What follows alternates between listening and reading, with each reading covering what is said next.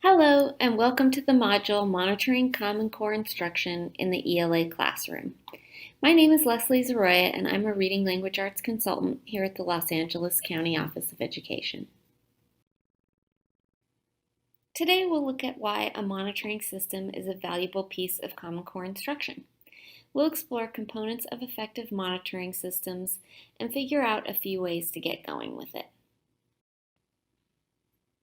So let's start with the why. With the myriad of things everyone has to do in a day, why is a monitoring system something we should devote time to? Well, essentially, what gets monitored gets done.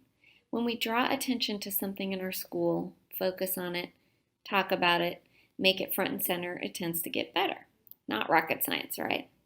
Beyond that, it's also about supporting teachers. When we pay attention to how instruction is evolving in classrooms, we get a better sense of the things teachers are both excelling at and struggling with.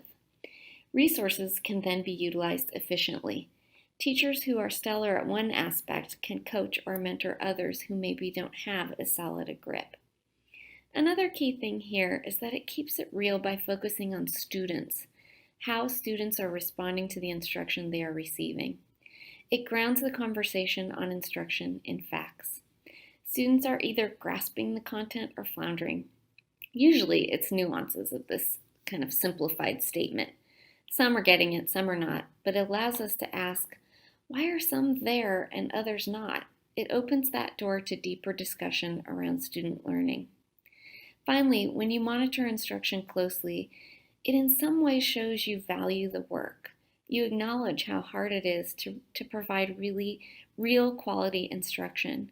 You identify the places where incredible gains are made and celebrate successes. It creates both a professionalism about the work and hopefully propels the work forward, making us enthusiastic about doing better. Now, you may think this is a little crazy, but I've witnessed it. Okay, so let's look at a few components of successful monitoring. We'll explore clear expectations and agreements, some standardized tools for monitoring, the notion of feedback and support, and finally, transparency of process. Let's start with clear expectations and agreements. You may think, duh, but this is probably the number one issue schools forget to put in place when it comes to monitoring. Teachers need to have an explicitly clear understanding of what is expected in the classroom when it comes to Common Core instruction, meaning they can rattle off those items when asked. Recently, when I asked a group of teachers the question, what are the expectations regarding Common Core instruction in your classroom? They really couldn't specifically say outside of teach the standards. So what I'm referring to here is making sure the things you want to see daily in Common Core instruction are front and center with teachers. For example, in my recent work with one particular school, we started with objectives. We asked teachers to post the lesson objectives on the board every single day so that when we came in to observe, we knew what the tasks students were engaged in were leading to, and of course also so the students would know what was expected of them that day. Well, we discovered that they really didn't know what an objective was. So we did the next step. We started training and coaching around clear lesson objectives. We gave examples of objectives. We wrote objectives together. We evaluated each other's objectives. They realized they had been writing agendas, not objectives. They were focused on the activities of the lesson, not the outcomes. So after about 6 months of continual work and refinement, objectives became a solid part of the instructional program. It was a clear expectation that had been trained, coached, and discussed ad nauseum. But now they do it well and it drives their planning. They focus on what students will be learning, not just doing in the lesson. So this is just one example, but it shows that if teachers are not clear about what is expected, how can we monitor what is happening? So rule number 1 is set the expectations. Pick a few key elements of quality instruction and make sure everyone gets the support they need to implement them, whether it be training or coaching, and then talk about it together in PLC time. Share examples and successes. We all love to share when things go well. It's a great way to build capacity. So this leads sort of naturally into the next component of monitoring, standardized tools, meaning that the tools you use to monitor are familiar to teachers, often even created by them, or at the very least sanctioned. In my court school work, we asked all of the ELA teachers to help us create a tool, an ELA Common Core Classroom Implementation Guide, outlining all the things they thought should be part of an ELA Common Core classroom. We created the tool together, refined it, revised it, and then held them to it. We said this is what we all agreed were essential components in an ELA classroom, so let's make sure we're doing these things. I'll share a version of this in a minute, but the important thing here is that the teachers participated in the process and were able to have input. We also then visited their classrooms, used the guide, checking off elements we witnessed, and were able to debrief with teachers about it. It gave us leverage to say, what are we doing well? What are we missing when we were debriefing? Sometimes we pull teachers out one at a time and talk about things. Sometimes it's a more general discussion in PLC time. The important thing is to debrief so you can acknowledge all of what is going well and work on what needs attention. Which leads to the next component, feedback and support. Every time we came in looking at instruction, we would leave feedback for the teacher. Always something positive, and if there was an issue, we would give precise examples of what we were questioning. Then we met with teachers later in the day to ask more questions, clarify, assess needs, etc. This was so helpful because while it wasn't immediate, it was the same day and we had a shared context to discuss. It allowed us to hear the whole story and offer guidance if it was needed. The last thing here is peer-to-peer observations. Once a week, we have a roving sub who releases a teacher to do walkthroughs with the admin team. This is invaluable. Teachers amp up their game when another teacher comes in. Teachers also love to see what others are doing. This one single practice has completely legitimized the walkthrough process and the follow-up afterwards. Teachers could actually see why we were focusing on specific areas of instruction when they looked at each other's classrooms. It was so valuable. Which leads to this point. Having teachers engage in the monitoring means that there are no secret agendas. It builds the culture that we all matter, we are all part of it, and every person can know better, do better, be better. It showed them that everyone had different strengths to offer up and everyone struggles with some things. This was really important. No one felt picked on then. So, where to begin then? Let's start with lesson plans and student work. I'm not going to lie, I'm a huge proponent of teachers turning in lesson plans. Not all of their plans, but at least something each week. Teachers hate this, I know. As a teacher, I was an overplanner. I wrote extensive plans and never wanted to be left stranded with nothing for kids to do. But some teachers never write more than a 3-line agenda for each day in their date book or calendar. Here's my issue with this. By not doing lesson plans, students miss out on intentional teaching. They often get fly-by-the-seat-of-my-pants teaching, the I've taught this book 100 times and don't need lesson plans method.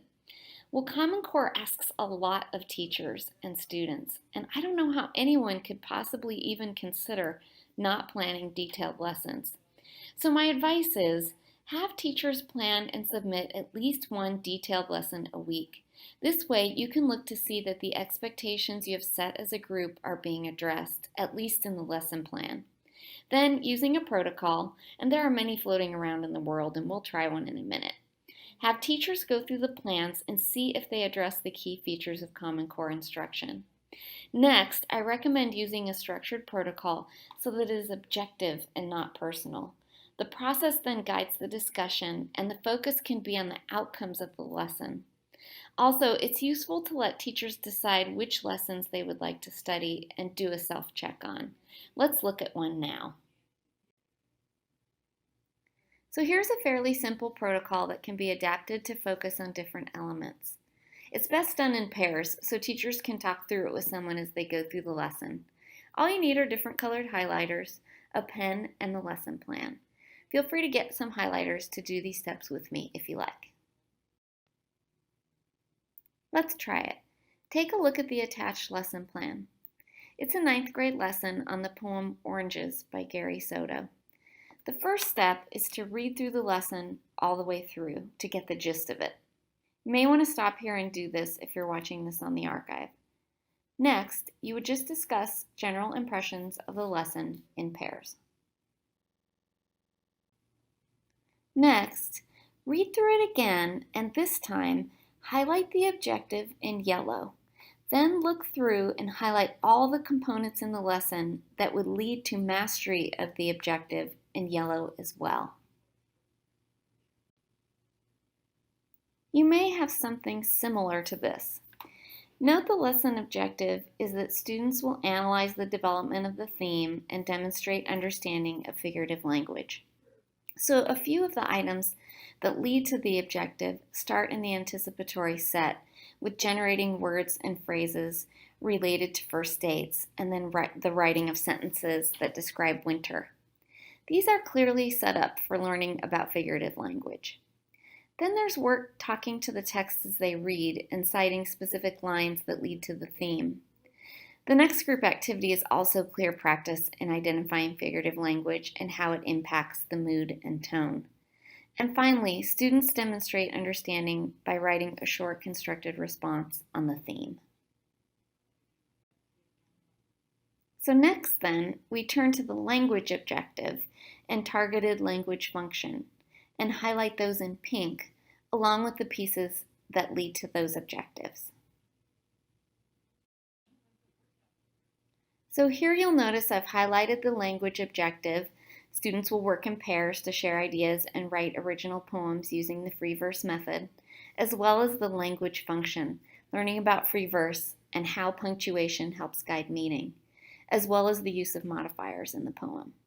On page 2, I've highlighted moments where students work in pairs and debrief, as well as the explicit instruction on free verse in the middle of the page. I also included the group work assignment with presentations and so on. The next piece is to go back and mark the DOK level of each activity. Why do this? Well, we want to ensure that students are engaged in a range of levels of thinking and processing of content. Will we see all 4 levels in every lesson teachers write? No, level 4 is hard to hit daily as it requires work over time and multiple modes and medium, so it is likely that level 4 work is done every few weeks or so. As you can see from my markings on the left, the activities began at a level 1, as many lessons do and probably should. And as students progress through the layers of meaning in the reading, the level goes up to a 3 with application of concepts in the short constructed response and creation of a new free verse poem using modifiers. You will see level 2/3 markings because sometimes it really depends on the actual teaching part of the lesson and how students respond as to the level of DOK. The item may have the potential to be a level 3, but students don't quite make the connection yet, so it ends up being a 2. Finally, the last thing to do is to go back and look for elements of integrated ELD. Common Core asks that we address the needs of English learners in our content classes, and so it's important to keep that front and center as well. Take the blue highlighter and see if there are any elements embedded in this lesson. Here are a few things I noted. It was meaningful and relevant, talking about first dates. The text was authentic and not necessarily challenging in content, but more so in structure and stylistic elements. There was lots of background building. Students had many opportunities to debrief in pairs and whole group. The original poem students were to write at the end would also be a good reflection of whether they had understood both the free verse structure and use of modifiers. So lastly here, You would end with a final debrief in which teachers would compare the markings they had made and decide if they believed that the objectives would be met through the instruction offered in the lesson. They would look at the DOK levels and opportunities for collaboration, as well as determine if the supports for English learners would lead to the desired outcomes. This debrief is really to summarize and see if there are areas that could be enhanced. If student work is available to look at related to this lesson, the next step would be to go through the samples and see how they reflected the mastery of the lesson objectives and outcomes. What I have found is that the process of going through this protocol, even just a few times with teachers, is invaluable. They inevitably see the holes in their own planning and can quickly figure out how to fill them. All right, moving on. Let's look at classroom walkthroughs now. It's one thing to plan an amazing lesson on paper, and it's another to actually execute it. Walkthroughs are an excellent way to get an accurate picture of classroom instruction. They can be short as well, 5 minutes or so, conducted at varying times of the day, and can give a host of information about how students are doing. It also gives ways to highlight great practices and showcase the good work taking place. It can likewise bring to light areas that teachers seem to have issues and need support as well. Here's an example of a tool that I have used. We created it with teachers and recently added the piece on integrated ELD. The first box on the left looks at things the teacher might be doing in an ELA Common Core classroom. It has items such as explaining a standard, modeling their thinking, facilitating discussion, or providing opportunities for students to do a variety of close reading tasks. The box on the top right then features things students might be engaged in, like working collaboratively, working through text, or writing responses to text. The middle left box looks at room environment and evidence that Common Core instruction is going on with things like posted objectives and standards, desk set up for collaboration, and student work posted that reflects standards practice. The middle right box deals with student work products that reflect mastery of standards, and the very last box has features of integrated ELD instruction from the framework. This tool could easily be tweaked and adapted to suit your needs, so feel free to take it and do with what you wish. No need to reinvent the wheel here. So let's try it. Watch this video of an 8th grade English lesson on finding evidence for arguments. Look around his room as you watch and try to take in the whole picture. Mark as many items on your template as you can see. Here we go.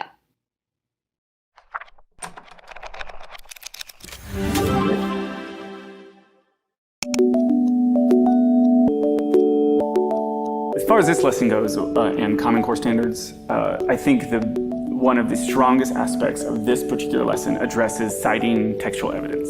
Today's topic is teen driving. It is a part of a larger picture, but they'll have to decide on their own whether or not we should increase the legal age for teen driving. The first thing we're going to do is we're going to start with a little bit of discussion about kind of what you think is age appropriate when you become responsible as a student. Well, I think you can become responsible at any age because, for example, if you have your mind set on being responsible, you will be responsible. So you're saying you think it's less of an age and it's more of a mindset? Yes. I'm glad you brought that up because you will be reading something about that in your text in a little bit. So these are all things I want you to think about. The next step, I present them with the text. They are required to go through the text and do what we call text marking. And I want you to mark what is a fact and what is an opinion. Facts are something that you, as a researcher, or a scientist, a student, a human being, something that you can prove. I want them to understand when they're reading through informational text that oftentimes authors will present something that as a fact when it's not being backed up, and so I just want them to be able to differentiate. But really the goal behind any text marking is to focus them on the text. What I'm trying to get you to do is start to think about how you feel about this topic, and eventually you're going to back up your opinions with the things that you've read from these articles. All right, in these small groups on the note page provided, I want you to work together. What you're going to do is you're going to find and label the notes. And on the right-hand side, you have 4 different columns. It says money, maturity, behavior, education, or experience. you have to categorize those notes. 16-year-old drivers are involved in fatal crashes at a rate nearly 5 times the rate of drivers 20 or older. So probably maturity too, because we're talking about the age. I really don't know. It's probably most likely between maturity and education and behavior. Maturity. After they finish the directed note-taking, I had them get into larger groups, and this is where we start to move into the philosophical chairs aspect, which can also be done as a Socratic seminar or any other kind of discussion technique. Philosophical chairs always has some sort of side issue, all right? Remember, it is not a debate because we don't win. It is a discussion because we share our opinions. That's the difference between debate and discussion. It's called a jury-style philosophical chair. They were moved into groups of about 5. They elect a jury foreperson, and they're going to decide as a jury, after reading the text again and discussing it amongst the peers, where they fall on a basic question. 16-year-old drivers are involved in fatal crashes at a rate nearly 5 times the rate of adults, people 20 years or older. So for 16, still leaves 4 years of immaturity and reckless driving. I still disagree because do you guys want to drive at 18 instead of 16? Yes. You'd rather wait 2 more years than you need to. Still have my life. What if you have a job? It's like saying in paragraph 10 that they want to be like, oh, it's all teenagers, but it's actually, there's more people 20 to 49 years old who are killed because of alcohol poisoning than the teens are. So it's like, you can't exactly blame the entire teen population for that. This is one of my favorite things about this lesson is how strong it is in this collaborative discussion. Even though I have them start out individually, the real meat of this lesson lies in the Common Core standard of collaborative discussion. Now is the time to use your challenge card. What I want you to do is, as a group, come up with one question for another jury that either clarifies or asks them to challenge their opinion. When you were reading from paragraph 10, you only said half of what they had said, and it has read only about 10% of the 16-year-old drivers killed in 2003 had blood alcohol concentrations of 0.10 or higher. But you didn't finish the sentence that says compared with 43% of 20 to 49-year-old drivers killed, according to the Insurance Institute for Highway Safety. Dang! How do you respond? Your whole group can take part in that. Okay, well, can you find a positive quote in this article that has to do with keeping the age 16? One of the goals of Common Core is, once they get out of high school, will they be able to survive in college and in a career? Will they be able to discuss their ideas with their peers? When you're starting at 16, since you don't have that much experience, you are risking more lives. No, the article says that if you're going to start at 18, it's the same thing as starting at 16, because you're not going to be driving from that. You gotta hang on for 1 second. Now, guys, the important part about this is not to win an argument. The important part is that you've gone to the text for facts, you've gone to the text to create your argument, and that's how you form an argumentative essay, which is what our goal is today anyway. I think Common Core is still a mystery to a lot of teachers, but in reality, it simplifies life. Every grade level is headed towards the same goal, and so while we do it differently in grade levels, or it's on a different plane, the direction that we're all headed in is the same. And so now that I have my head wrapped around Common Core, I actually enjoy it a lot more. I feel like it gives me more freedom with my curriculum.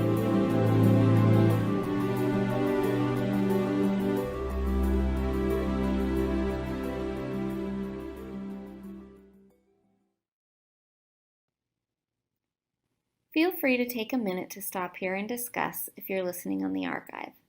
In the meantime, I'll share my notes. I saw many elements of Common Core instruction. The teacher did a lot of facilitating of groups and class discussion. He provided opportunities for students to make claims and cite evidence from the text.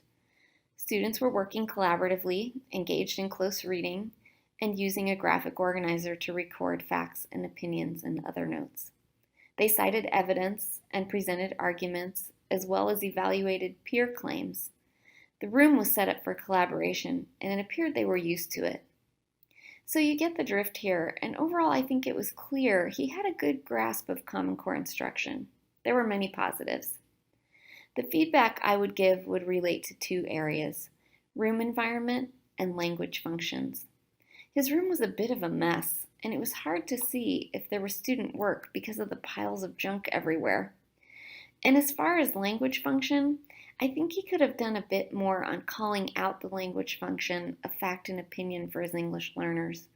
We may have just not seen all of it in the editing of the clip, but it's an area that could have been a bit more explicit.